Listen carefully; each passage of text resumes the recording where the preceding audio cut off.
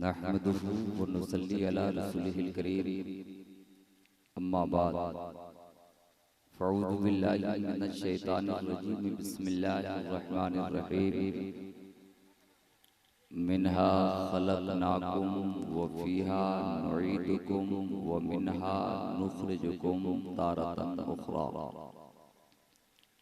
सदक़ल्लाहु मौलाना अज़ीम व सदक़ रसूलुहुन नबियुल करीम व नहनु अला ज़ालिका लमिनश शाहिदीन व शाकिरीन वल्हम्दुलिल्लाहि रब्बिल आलमीन।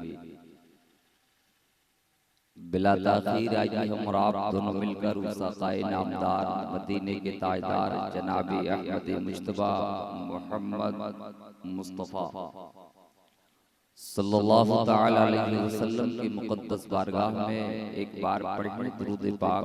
अल्लाहुम्मा सल्लि अला सय्यिदिना मौलाना मुहम्मदिन बारिक वसल्लम सल्लु अलैहि सलातु व सलाम अलैका या रसूलल्लाह सलातु व सलाम अलैका या हबीबल्लाह सल्लल्लाहु तआला अलैहि वसल्लम। रफ़ीक़ान किराम, शुरू शाम से लेकर अब तक ज़िक्र खुदा व ज़िक्र रसूल से अपने आप को मुशर्रफ करते रहे।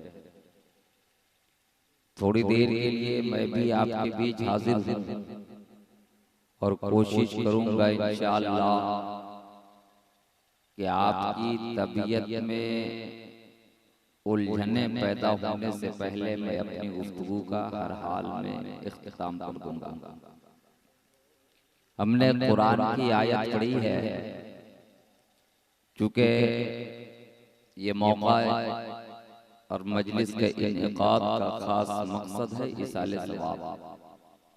इसी मुनासिबत से हमने कुरान की बड़ी मशहूर आयत करीमा पढ़ी है, मिनहा खलक़नाकुम व फ़ीहा नुईदुकुम व मिनहा नुख़रिजुकुम तारतन उख़रा। मेरा ख्याल है इसमें से बहुत सारे हज़रात ऐसे होंगे जिनको ये आयतें याद होंगी। सबसे पहले मैं इस मसले को आपके बीच हाजिर रखता हूँ कि आयतें खुसूसियत के साथ उस वक्त पढ़ी जाती हैं कि जब हम अपने मुर्दों को कब्र में लेटाने के बाद उस मुर्दे का जो आखिरी हक होता है हम जिंदों पर, उसकी अदायगी के वक्त ये आयतें पढ़ी जाती हैं। वसूल ये है कि जब आप मिट्टी देने का इरादा करें तो सबसे पहले मिट्टी अपने हाथ में लें और अदब से पढ़ें मिनहा खलक़नाकुम। अब उस मिट्टी को कब्र पे डालें। फिर दूसरी बार मिट्टी अपने हाथ में लें और पढ़ें व फ़ीहा नुईदुकुम। अब उस मिट्टी को कब्र पे डालें और तीसरी बार मिट्टी अपने हाथ में लें और पढ़ें व मिनहा नुख़रिजुकुम तारतन उख़रा। अब उस मिट्टी को कब्र के हवाले कर दें। अब आप उस मुर्दे के जानिब से बरीउज़ ज़िम्मा, कोई पाबंदी नहीं, कोई मुतालबा नहीं, आप अपने कामों में मसरूफ हो सकते हैं, किसी से इजाजत की कोई जरूरत नहीं। खैर, ये बात अपने ज़हन में रख लें। इसके बाद मैं हाजिर करता हूँ मेरे भाई, क्योंकि रात का महसूस कर रहे हैं आप कि 12 के आगे घड़ी बजा रही है। आपके दिलो दिमाग से बहरहाल वाक़ियत हमें भी है, क्योंकि हर रोज का यही मशगला है। हर रोज आप जैसे लोगों से मुलाकात होती है कहीं न कहीं, लेकिन चूंकि हाजिर हूँ तो कुछ बातें हाजिर करता हूँ। हजरत अल्लामा तैयब अली रज़वी साहब क़िबला मिसबाही की मौजूदगी है। इंशाअल्लाह कोशिश करूंगा कि जो ही हजरत की तरफ से इजाजत हो, इशारा हो जाए, मेरी गुफ्तगू बिला ताख़ीर खत्म हो जाएगी। मैं इतना देर आपके बीच हाजिर रहने की कोशिश भी नहीं करूंगा और आपकी तबीयत को बार बार पढ़ने की भी कोशिश करूंगा। खैर, सबसे पहली बात मैं हाजिर करता हूँ कि बंदा जब अपने हाथ में मिट्टी लेकर पढ़ता है मिनहा खलक़नाकुम, ज़बान अरबी है और जिस मुल्क में हम रहते हैं वहाँ की ज़बान अरबी नहीं है, यह कुरान की ज़बान है और हमारी ज़बान कुरान वाली ज़बान नहीं है। पढ़ तो लेते हैं, मतलब क्या है, हुक्म क्या है खुदा का, हम इसे महसूस नहीं कर पाते। लेकिन याद रखिएगा, जब बंदे के हाथ में कब्र वाली मिट्टी है, जबान से पढ़ता है मिन्हा खलकनाकुम, रब का इरशाद है, ये बंदे हमने तुम्हें उसी मिट्टी से पैदा किया है जो मिट्टी के तेरे हाथ में, उसी मिट्टी से पैदा किया है जो मिट्टी के तेरे हाथ में। यहाँ पे एक मसला हाजिर करता हूँ, याद रखिएगा, बंदा जमीन के जिस हिस्से की मिट्टी से पैदा किया जाता है, उस बंदे की कब्र भी जमीन के उसी हिस्से पे बनाई जाती है और उसी जगह को बंदा दफन भी किया जाता है। अब ये बात आपके जहन में आ गई तो दूसरी आयत और आयत का दूसरा हिस्सा अपने जहन में रखें। बंदे के हाथ में दूसरी वाली मिट्टी है। अब बंदा पढ़ता है फीहा नुईदुकुम, ए बंदे जिस मिट्टी से तुम पैदा किए गए हो उसी मिट्टी में तुम्हें लौटा रहा हूँ, उसी मिट्टी में लौटा रहा हूँ। याद रखिएगा अच्छी तरह कि बंदा जमीन के जिस हिस्से की मिट्टी से पैदा किया जाता है, उस बंदे की कब्र भी वहीं बनाई जाती है। दुनिया हजार जतन कर जाए मगर उसकी कब्र इधर से उधर नहीं हो सकती। जमीन के जिस हिस्से की मिट्टी से बंदा पैदा किया जाता है, जमीन के उसी हिस्से पे उसकी कब्र भी बनाई जाती है। मेरे भाई, अब याद रखिएगा तीसरा हिस्सा है आयत करीमा का। बंदे के हाथ में मिट्टी है, पढ़ता है वो मिन्हा नुखरिजुकुम तारतन उखरा, रब का इरशाद हो रहा है, ए बंदे फिर इस मिट्टी से तुम्हें मैदान महशर में उठाऊंगा। मैदान महशर से पहले उठने का कोई सवाल नहीं, मैदान महशर से पहले पैदाइश का कोई मसला नहीं है, ये रब का वादा है, कुरान की बोली। अब यहाँ पे ध्यान में एक मसला आप रखेंगे, क्योंकि इंडियन कल्चर की बुनियाद पर या जिस समाज से हमारा ताल्लुक है, जिस माहौल में हम बसते हैं, कभी कभी हमारी जबानों पे कुछ ऐसे जुमले निकलते हैं, जैसे कुछ लोगों की बोली है अपने समाज में, अच्छाई करके मरोगे खुदा दोबारा कबूतर बनाकर पैदा करेगा, और बुराई करके मरोगे खुदा दोबारा छुछुंदर बना के पैदा करेगा, बिल्ली और बंदर बना के पैदा करेगा। नौजुबिल्लाह मिन ज़ालिक। याद रखिएगा, ये बोली हमारी हो सकती है, मेरे समाज की हो सकती है, मेरे मुल्क की तो बोली हो सकती है, मगर खुदा की बोली है व मिन्हा नुखरिजुकुम तारतन उखरा, जिस मिट्टी से तुम्हें हमने पैदा किया है, उसी मिट्टी में तुम्हें लौटाया है, उस मिट्टी से फिर मैदान महशर में उठाऊंगा।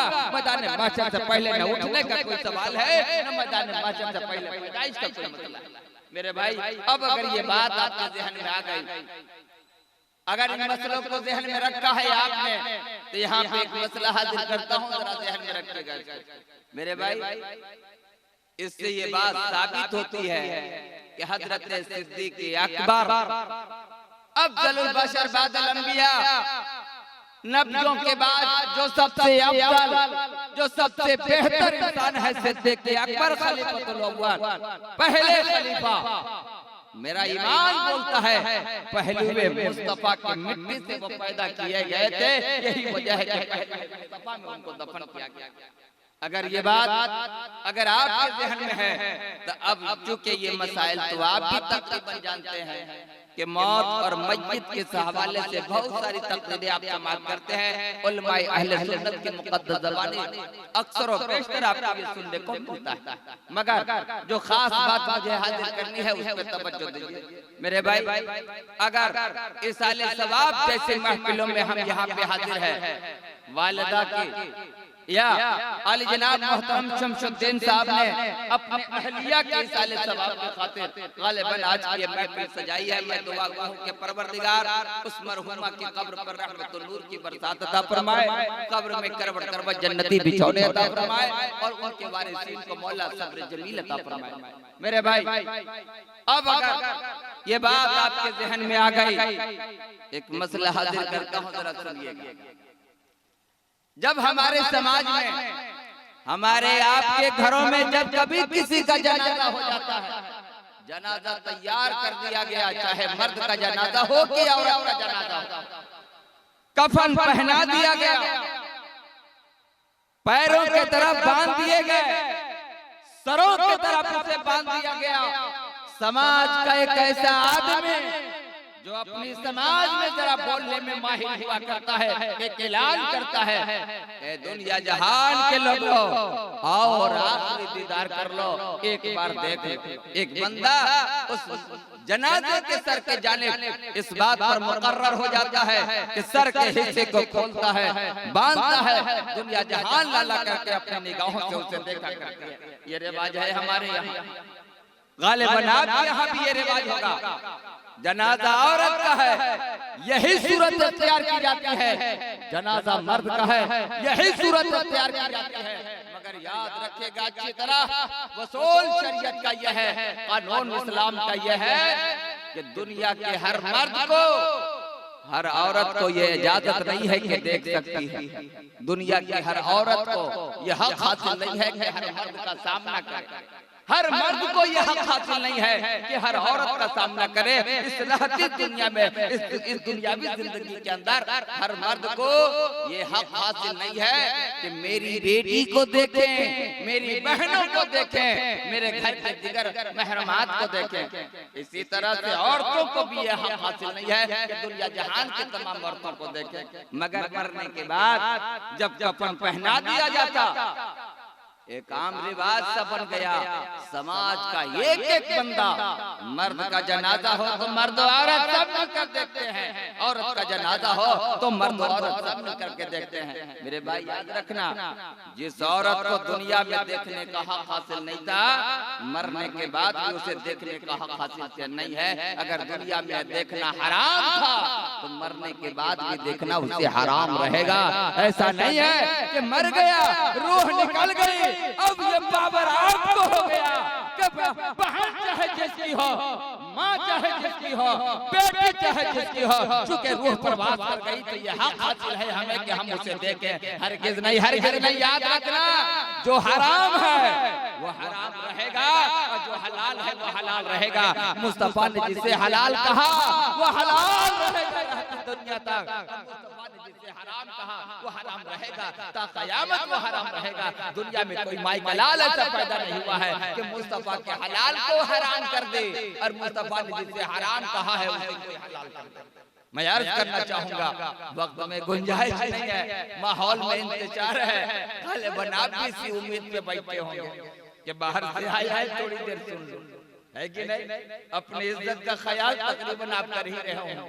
लेकिन याद रखिएगा, मैं ऐसा मौलवी नहीं हूँ कि माइक पकड़ लिया तो घंटों छोड़ूंगा ही।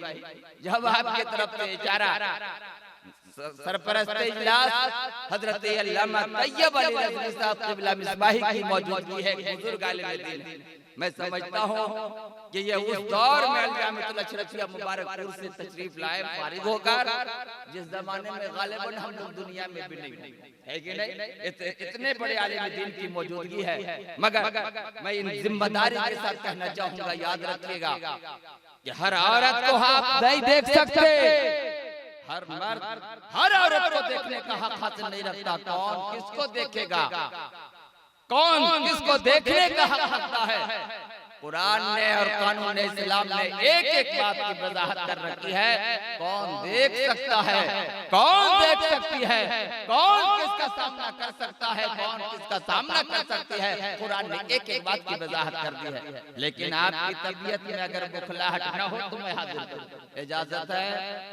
एक बार सुभान अल्लाह, जरा जोर से, और जोर से, और जोर से हाजिर करना चाहूंगा। याद रखिएगा, कुरान की बोली है, हुर्रिमत अलैकुम उम्महातुकुम व बनातुकुम व अम्मातुकुम व खालातुकुम व बनातुल अख्ते व बनातुल उख्ते व उम्महातुकुम अल्लाती अरज़ानाकुम। कुरान ने पाबंदी लगाई है, तुम पर तुम्हारी माएँ हराम है, तुम पर तुम्हारी बेटियां हराम है, तुम पर तुम्हारी खालाएं हराम है, तुम पर तुम्हारी फूफियां हराम है, तुम पर तुम्हारे भाई की बेटियां हराम है, तुम पर तुम्हारी बहन की बेटियां हराम है, और तुम पर वो माएँ हराम है जिन माओं का तुमने बचपने में दूध पिया है। माँ हकीकी माँ तो तुम्हारी नहीं है, मगर रज़ाई माँ है। बचपने में जिन माओं का तुमने दूध पिया है वो भी तुम पर हराम है। हराम बमाना उनसे निकाह करना हराम है। बात समझ में आ गई?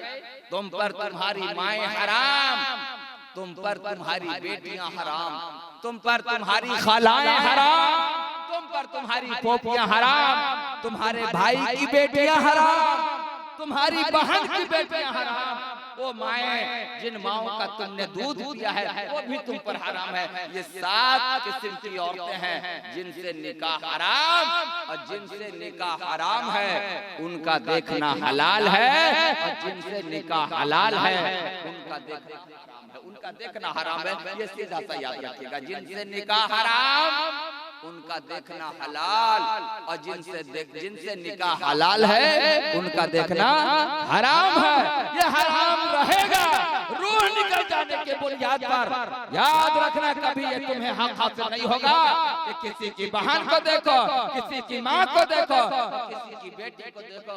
जो कुरान ने साबित कर रखा है, जो इस्लाम ने कानून बना रखा है, उस पर हमें अमल करना होगा, तब जाके हमारी आपकी निजात होगी। हमारे समाज के करतूत का नाम कानून इस्लाम नहीं हो सकता। हम जो कह दे वो इस्लाम नहीं होगा, हमारा खानदान जो कर दे वो इस्लाम नहीं होगा, हमारा समाज जो कर दे उसका नाम इस्लाम नहीं होगा। हाँ, मुस्तफा कह दे उसका नाम इस्लाम होगा, मुस्तफा जो करते हैं उसका नाम इस्लाम होगा, मुस्तफा की मौजूदगी में सहाबा का किरदार इस्लाम होगा, सहाबा का गुफ्तार इस्लाम होगा, सहाबा का गुफ्तार इस्लाम होगा। मैं याद करना चाहूंगा, याद रखिएगा मेरे भाई, ये मसला तो आपके जहन में आ गया। एक व्यक्ति बात और सुनिए, हमारे प्यार का एक रसूल है कि जब समाज में किसी गरीब घराने में किसी का जनाजा हो जाए, गरीब खानदान में किसी का इंतकाल हो जाए, समाज के अक्सर लोगों की जबान पे एक कानून आता है, नमाज जनाजा का पढ़ना फर्ज़े किफ़ाया है। अगर हम नहीं भी गए तो कोई हरज नहीं, कम से कम इमाम साहब तो पढ़ ही लेंगे। और अगर किसी अमीर घराने का जनाजा है, अल्लाह अकबर, अपने 1000 कामों को छोड़कर उसके जनाजे में शिरकत करते हैं। उस वक्त ये समझ में बात नहीं आती है कि नमाज जनाजा का पढ़ना फर्ज़े किफ़ाया। फर्ज़े किफ़ाया क्या है, जरा सुन लीजिए। फर्ज़े किफ़ाया का मतलब जिस आबादी का जनाजा है, उस आबादी का किसी एक बंदे ने भी जनाजे की नमाज पढ़ ले, आबादी के सारे लोग गुनाह से बरी वल जिम्मा। और अगर किसी ने जनाजे की नमाज न पढ़े, बगैर जनाजा पढ़े उसको दफन कर दिया गया, याद रखना उस समाज का एक आदमी गुनाहगार होगा, एक आदमी गुनाहगार होगा। और अगर किसी एक ने भी जनाजे की नमाज पढ़ ले, पूरे समाज के लोग, पूरी आबादी के लोग गुनाहों से बच जाएंगे। यह है इसका कानून, यह है फर्ज़े किफ़ाया का मतलब। का मतलब जब गरीब का जनाजा हो तो नमाज जनाजा का पढ़ना फर्ज़े किफ़ाया है। कोई न कोई तो पढ़ ही लेगा, हर शख्स अपने अपने कामों में निकल जाता। और जब किसी अमीर का जनाजा हो तो वहाँ फर्ज़े किफ़ाया समझ में नहीं आता। अरे हद तो ये है, जनाजे के जब सफ़ें लग जाती है, घर का कोई शहजादा सफ़ों की गिनती करता है, मेरे बाप के जनाजे में कितनी सफ़ें लगी है, और सिर्फ इतने पे सब्र नहीं करता, एक एक सफ़ में कितने कितने लोग खड़े हैं इसकी भी गिनती करता है, करके में देता है। मेरे बाप के जनाजा में इतनी सफ़ें लगी थी और हर सफ़ में इतने लोग हाथ देते। मैं अर्ज करना चाहूंगा, ये मसला तो आपके ज़हन में आया, कब आया? जब किसी गरीब का जनाजा था तब आया। नमाज जनाजा का पढ़ना फर्ज़े किफ़ाया है। कोई पढ़ेगा हम गुनाह से बच जाएंगे, कोई नहीं पढ़ेगा तब हम गुनाह में शामिल रहेंगे। याद रखना ये हक है, इस पर ईमान है हमारा, मुस्तफा का फरमान है, मुस्तफा ने जो कह दिया वो इस्लाम है। याद रखना इस पर ईमान है, इसमें कहीं से कोई शुबहे की कोई गुंजाइश नहीं है। मगर एक बात और याद रखना, पैगंबर ने एक जगह ये भी कहा है, पैगंबर ने आगे ये भी कहा कि अगर जनाजा किसी नेकोकार का हो तो जनाजा में शिरकत करने वाले लोग उस जनाजे की बुनियाद पे बख्शे जाते हैं, जनाजे की बुनियाद पे बख्शे जाते हैं।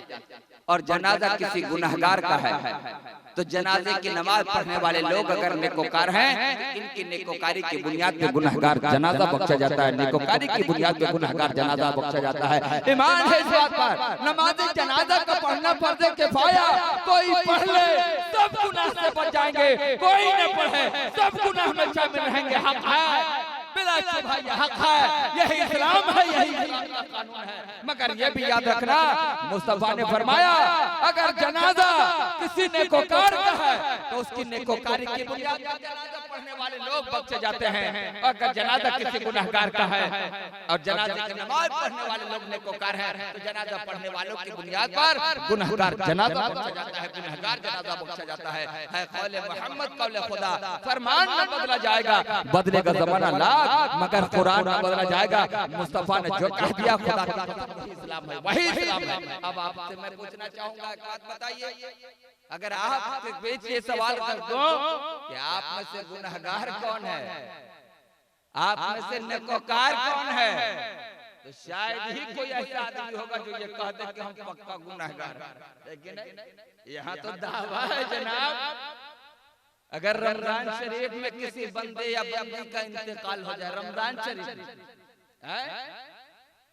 समाज में लोग बैठकर दावा करते, वाह रे बुढ़िया कितना बढ़िया महीना मिला, डायरेक्ट जन्नत में एकदम मरी बुढ़िया के गई है कि नहीं? रमजान शरीफ इतना आसान है।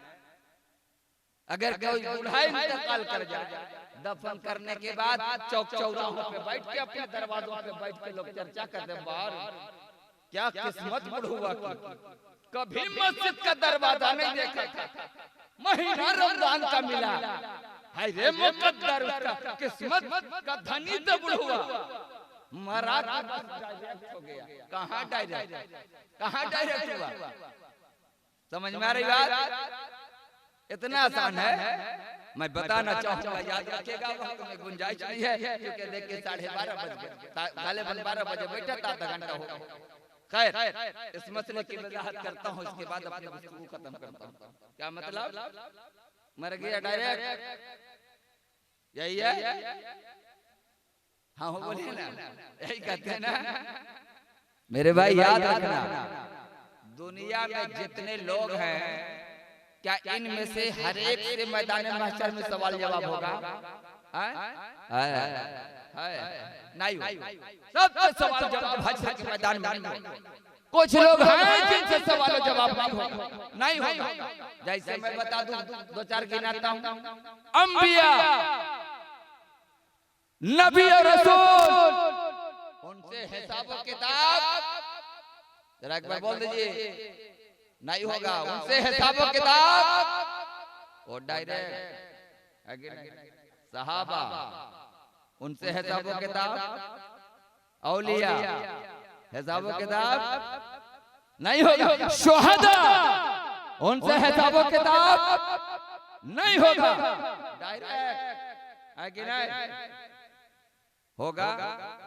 अबू जहल, उससे हिसाब किताब होगा, वो डायरेक्ट। काहे का हिसाब किताब? वो तो क्लियर है। उतबा, अबू लहब, शैबा, फिरौन, कारून, इन सबों से हिसाब किताब नहीं होगा, वो सब डायरेक्ट। याद रखना, अंबिया व नबी व रसूल से सवाल जवाब नहीं होगा, डायरेक्ट। अबू जहल, अबू लहब से भी सवाल जवाब नहीं होगा। और आप कौन वाला हो? मैं बताना चाहूंगा, याद रखिएगा, ध्यान में इस मसले को रखिएगा मेरे भाई। आज के दुनिया में मामूली एक छोटी-छोटी कंपनियां आती है, छोटी-छोटी कंपनियां, ये खासकर ये मोबाइल की दुनिया में बड़े-बड़े बैनर लगते हैं, 599 रुपया का वाउचर डालो, फ्री बात करो। लिखता है कि नहीं? कोना में लिखता है शर्तें लागू, कोना में लिखता है छोटा सा लिखता है शर्तें लागू। क्या मतलब? जिंदगी भर बात करो? नहीं। क्या हर नेटवर्क पे बात करो? नहीं। याद रखना, जब दुनिया का ये वसूल ये है, बोलता कुछ है, करता कुछ है, मोटे हरफों में लिखता कुछ है, लेकिन छोटे हरफों में लिखता कुछ और है। याद रखना, रमजान में बिला शुबहा इंतकाल करने वाला अज़ाब कब्र से महफूज रहेगा, सवालात कब्र से महफूज रहेगा। ईमान है इस पर हमारा, मगर सब नहीं, हर मरने वाला नहीं, उसके लिए भी कुछ शर्तें लागू हैं। कि नहीं है? जो रमजान में कोई चला गया, ई जाए चाहे ई जाए कोई जाए, है? ये लोग जाते हैं कि नहीं? नहीं समझे? रियल वाला दर्द नहीं मरता है का? मैं बताना चाहूंगा, याद रखना, लिहाजा इस्लाम के अंदर किसी जुमले का इस्तेमाल करो, जरा सोच समझ के इस्तेमाल करो, बगैर समझे अपने समाज के बोलियों को, अपने समाज के करतूत को, अपने खानदान के करतूत को इस्लाम समझने की जरूरत नहीं है। हम जो कह दें वो इस्लाम हो जाए, हर किस नहीं। हमारा खानदान जो कह दे वो इस्लाम हो जाए, हर किस ऐसा नहीं हो सकता। हमारा समाज जो कह दे वो इस्लाम हो जाए, हर किस ऐसा नहीं हो सकता। हाँ, मुस्तफा कह दे वो इस्लाम हो जाएगा, मुस्तफा जो कर दे वो इस्लाम हो जाएगा, सहाबा जो कह दे वो इस्लाम होगा, सहाबा जो कर दे उसका नाम इस्लाम होगा, उसका नाम इस्लाम होगा। मेरे भाई, एक बात और आखिरी बात अर्ज करके आपके बीच रख करके आपके बीच से गुजरने की कोशिश करता हूँ, ज़हन में रखिएगा इस मसले को। हमारे समाज में कानून बोला जाए, एक कानून का इस्तेमाल होता है, एक दैन मोहर आता है। दैन मोहर समझते हैं तकरीबन, दैन मोहर निकाह के वक्त में दैन मोहर कबूल किया जाता है कि नहीं? निकाह में 3 चीजें हैं, एक है इजाब व कबूल, और एक है 2 गवाह, एक है दैन मोहर। बगैर दैन मोहर के निकाह नहीं होता, चाहे किसी का हो। अब ये बताइए कि ये दैन मोहर की अदायगी बंदे पर वाजिब है। कब वाजिब है? मरने के बाद, तलाक देने के बाद। हाँ, याद रखिएगा, दैन मोहर का ताल्लुक कभी निकाह से, कभी भी तलाक से नहीं है।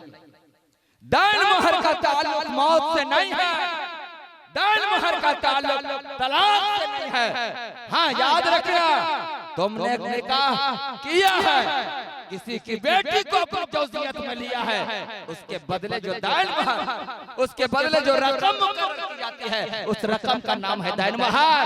और दैन मोहर की अदायगी की, दैन मोहर का वादा किया जाएगा। अगर औकात है तो कबूल करते ही फौरन अदा कर दो, तुरंत अदा कर, वहीं बैठे बैठे अदा कर। अगर ऐसा नहीं हो सकता तो कल सुबह अदा कर देना, एक हफ्ते के अंदर अदा कर देना, एक महीने के अंदर अदा कर देना। अगर ये भी ना हो सके तो जिंदगी में कभी भी अदा कर देना, है कि नहीं? ये 3 शक्लें हैं दैन मोहर की अदायगी। मगर हमारे समाज में कुछ रिवाज अलग बना हुआ है। हम लोग दैन मोहर कब देते हैं? अगर दोनों में से एक कोई मर जाए, है कि नहीं? जैसे शौहर मर गया, बीवी बेचारी तड़प रही है, सर नोच रही है, बिलख रही है, जिसका सर का ताज उजड़ गया है, उसकी दुनिया उजड़ गई है। जनाजा तैयार है, लोग जबरदस्ती पकड़ कर लेके जाते हैं जनाजा पर। कहो ना, जाइए हमने अपना दान बख्शा, अब बख्शने के सिवा रास्ते का। अब बताओ, जिंदा दिया ही नहीं तो बख्शना ही नहीं होगा इसको, है कि नहीं? तो बख्शेगी तो बख्शा तो जेबे करे, बख्शा जाए, यकीनन बख्शा जाए। मगर अगर उल्टा हो गया तो बीवी मर गई और शौहर जिंदा है, तब क्या करोगे? वहां जाकर कहोगे कि जिंदगी में तो बख्शबे नहीं करे, अब जाते जाते कम से कम बख्श दो। मेरे भाई, याद रखना, अगर ऐसा हो गया, जिसको लेना था वो दुनिया से चली गई, जिसको देना था वो दुनिया में बाकी है। अभी भी दैन मोहर का अदा करना वाजिब है, अभी भी उसको देना पड़ेगा, दैन मोहर देना पड़ेगा। ऐसा नहीं है कि वो इंतकाल कर गई तो नहीं देना पड़ेगा, माफ हो गया, हरगिज़ नहीं, कभी ऐसा माफ नहीं होगा। याद रखना, ये दैन मोहर तुम्हारी बीवी का कर्ज है तुम पर, ये हुकूकुल आब्द में शुमार है। जब तक बंदा माफ न करे या जब तक उस बंदे का हक अदा न करो, खुदा भी माफ नहीं करेगा, खुदा भी माफ नहीं करेगा। वो हक अपना यहाँ न ले सकी तो मैदान महशर में लेकर आएगी, मगर तो उसकी अदायगी की सूरत क्या होगी, तफसील दरकार है, तफसील में नहीं जाऊंगा, बहुत लंबा वक्त ले लिया। मैं तो इतना सोच के भी नहीं आया था कि इतनी देर तक आप गालिबन सुनने को तैयार हो। एक बार पढ़िए दरूद शरीफ, अल्लाहुम्मा सल्ली अला सय्यदना मौलाना मुहम्मद बारिक वसल्लम सल्लल्लाहु अलैहि वसल्लम अलैहि या रसूलुल्लाह सल्लल्लाहु अलैहि वसल्लम अलैहि या हबीबल्लाह सल्लल्लाहु तआला अलैहि वसल्लम। और एक बात और याद रखिएगा मेरे भाई, दैन मोहर की भी कुछ कैटेगरी होती है। जैसे आज का दैन मोहर, आज का दैन मोहर क्या होता?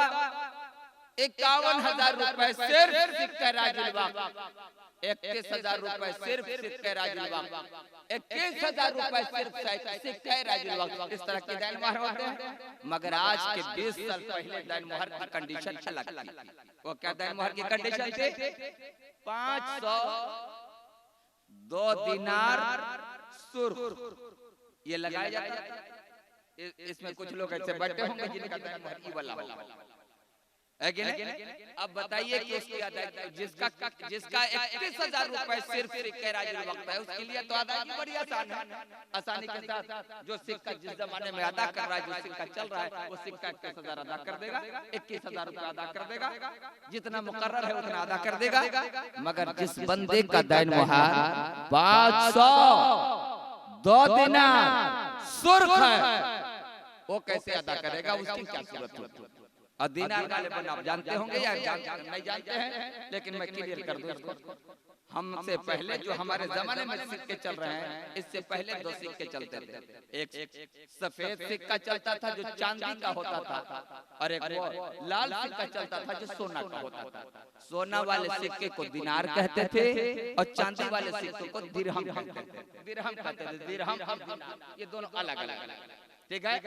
अब यहाँ पे मैं मसले को वाज़ेह करते हुए आगे बढ़ूं कि मेरे भाई 500 रुपए तो क्लियर है अपनी जगह पर, मगर 2 दिनार का मसला कैसे हल होगा? दिनार आज चलता नहीं, दिनार आज नहीं चलता, तो दिनार का मसला कैसे हल होगा?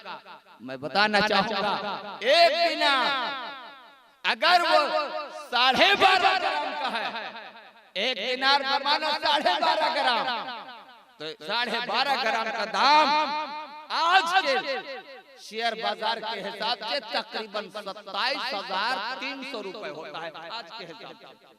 तो 2 दिनार का दाम कितना हो जाएगा? 54,600 और 500 ये जोड़ दीजिएगा, 55,100 रुपया हुआ। ये दैन मोहर की अदायगी आप पर वाजिब है। ये कंडीशन आप रखेंगे मेरे भाई, याद रखिएगा।